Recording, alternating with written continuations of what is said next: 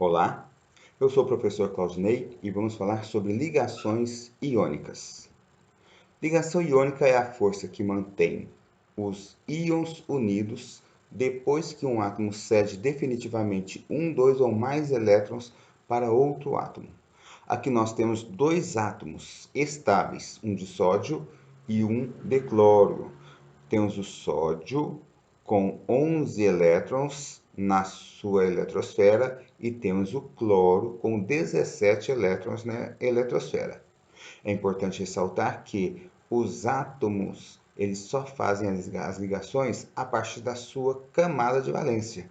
Então nós temos aí os elétrons de valência, onde possibilitam eles de poderem realizarem as ligações. Os metais, no caso do sódio, eles possuem um, dois ou três elétrons na última camada. Os ametais possuem 5, 6 ou 7 elétrons na última camada. E alguns ametais, 4 elétrons na última camada, como por exemplo o carbono. O importante é ressaltar que o metal tem a tendência de doar elétron, o ametal tem a tendência de receber elétrons. Ora, uma ligação iônica é a ligação entre um metal e um ametal. O átomo de sódio, então, cede um elétron ao átomo de cloro. Um elétron porque ele tem um elétron na camada de valência. O átomo de cloro recebe um elétron. Ele recebe um elétron porque ele tem 7 elétrons na camada de valência e, completando a regra do octeto, completando a valência com 8 elétrons, então ele se estabiliza. O sódio, da mesma forma, quando ele doa um, ele se estabiliza pela camada mais interna com 8 elétrons também. Então, o átomo de sódio e o átomo de cloro, na verdade, existe uma transferência de elétrons. Ora, após essa reação entre o sódio e o cloro, eu vou ter o cátion sódio e eu vou ter o ânion cloreto. O cátion sódio com um elétron a menos, então ele vai ficar Na+, e o ânion cloreto com um elétron a mais, então ele vai ficar Cl-. Nessa configuração, ele vai ficar com a eletrosfera igual a do neônio e o cloro, nessa configuração, ele vai ficar com a eletrosfera igual ao do argônio. Neônio e argônio são gases nobres, então os átomos se ligam para alcançar a configuração eletrônica de um gás nobre.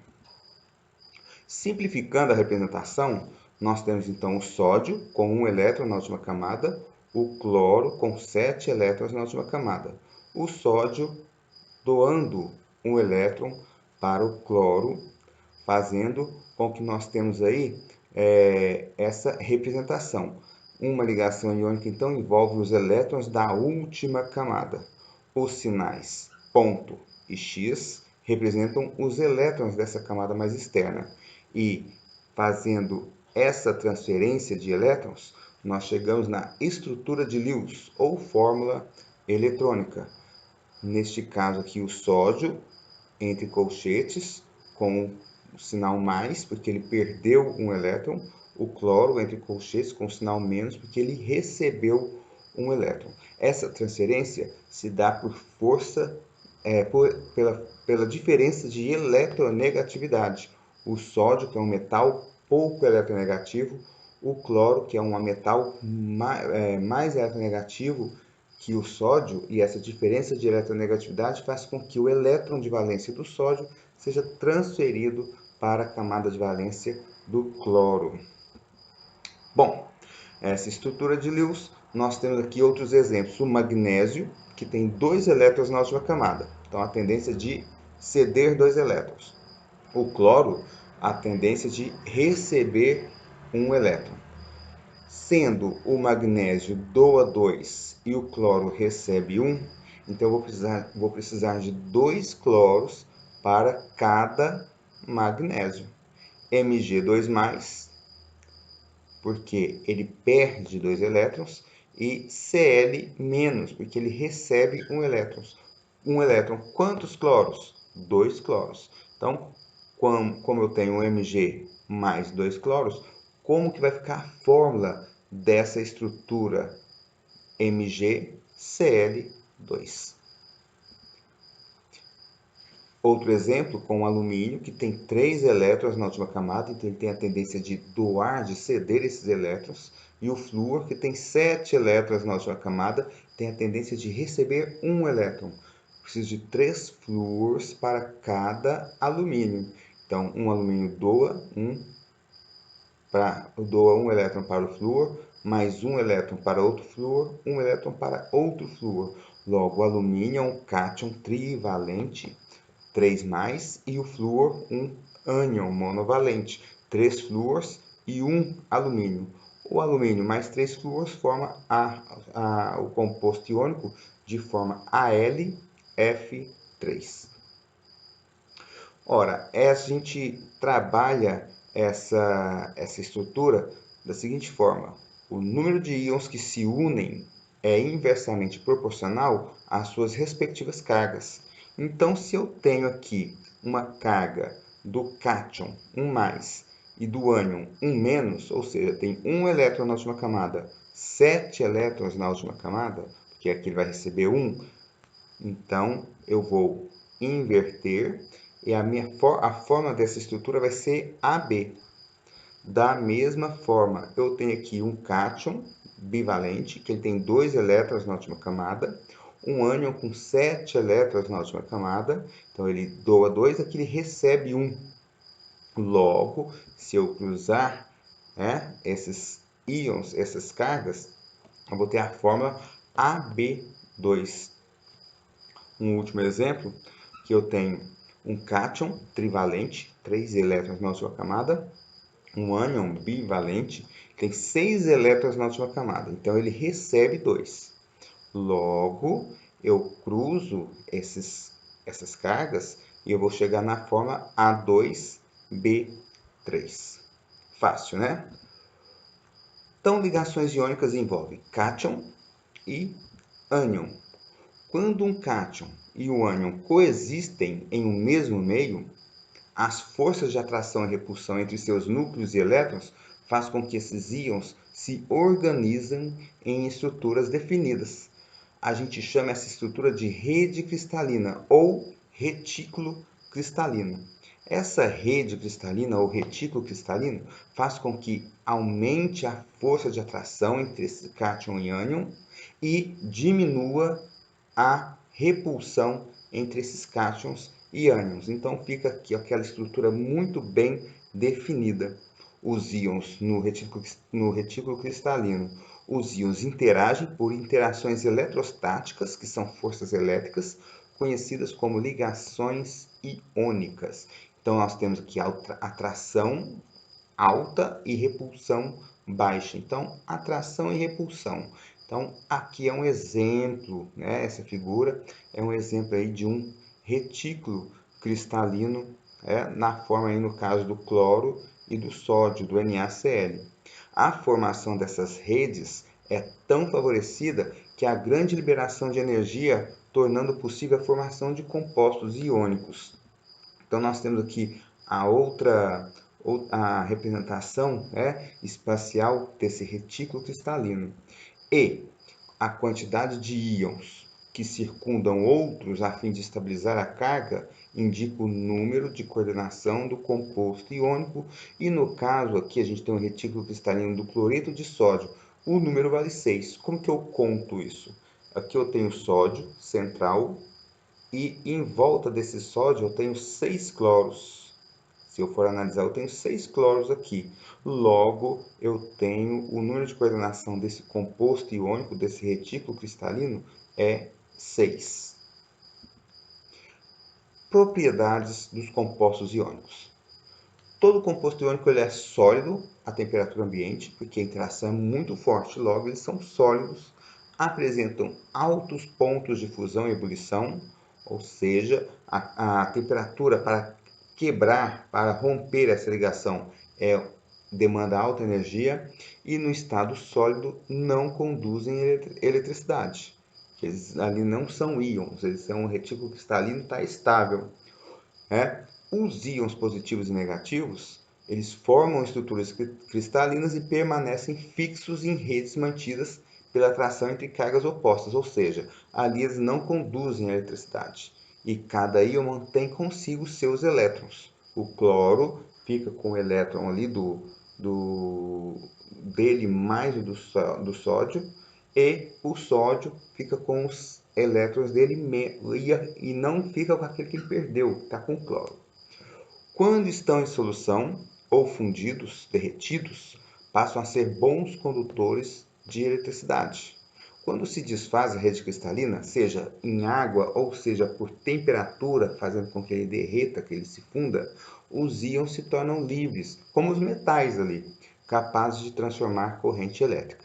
Eles são duros e frágeis. Então, eu tenho ali uma estrutura organizada, mas se certa pressão ou tensão é aplicada a esse cristal, os planos cristalinos se deslizam, repelindo os íons, fazendo com que o material quebre, né? Se frature. A solubilidade dos compostos iônicos depende da relação existente entre soluto e solvente. Quando os compostos iônicos são solubilizados, como sal de cozinha, cloreto de sódio, né? NaCl, que a gente conhece como sal de cozinha, e água, as interações entre água e os íons Na+, e cloreto, e os íons sódio e cloreto, são mais intensos que a própria interação entre os íons da rede cristalina. Ou seja, quando misturado em água, a interação entre a água, dos íons com a água, é maior do que os próprios íons na rede cristalina. Dessa forma, eles se rompem e os íons ficam livres na solução, podendo se movimentar e interagindo com a água. Quando os íons estão no retículo cristalino, são colocados em água e eles interagem com a água, nós chamamos a esse processo de solvatação. Ponto. Solvatação, então, é a interação dos íons que estavam no retículo cristalino com a água.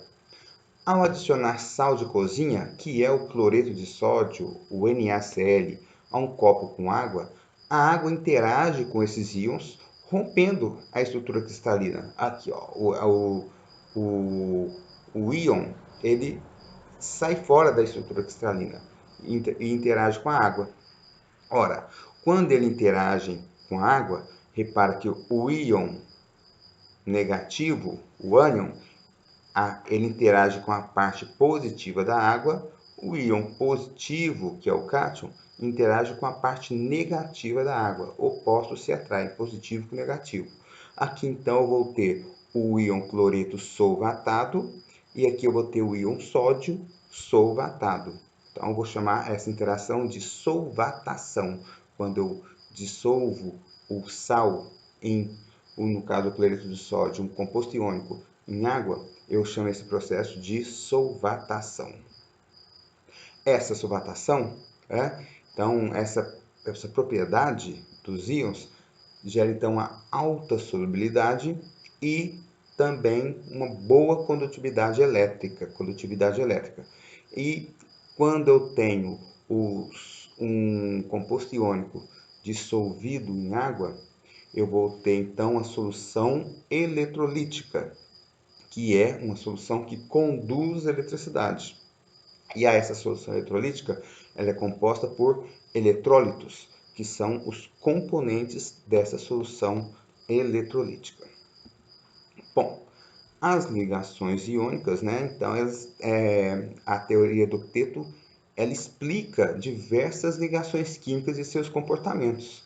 No caso aqui, nós temos o cristal de sódio, com um elétron na valência, e o cristal de cloro, com 7 elétrons na sua 7 elétrons de valência. Quando nós unimos esse sódio e esse cloro, nessa representação mais simples, o sódio ele cede esse elétron de valência para o cloro. Cedendo esse elétron de valência, nós vamos então ter os íons sódio e cloreto interligados no retículo cristalino. Aqui nós temos a representação de Lewis, né, do cloreto de sódio, NaCl, certo? E existem algumas exceções, apesar da teoria do octeto explicar muita coisa, então nós temos algumas exceções da teoria do octeto. Por exemplo, átomos muito grandes, a partir do terceiro período, podem acomodar mais de 8 elétrons na camada de valência. Átomos menores, até o segundo período, se tornam mais estáveis com menos de 8 elétrons na camada de valência, ou seja, se for grande demais ou pequeno demais, ele não vai seguir aí a regra do octeto. E gases nobres podem formar ligações químicas com outros elementos. Essas exceções nós não trabalhamos aqui nessa aula, então posteriormente, com certeza, iremos falar sobre isso, certo? Então essa foi nossa aula sobre ligações iônicas. Um monte de abraços, até mais.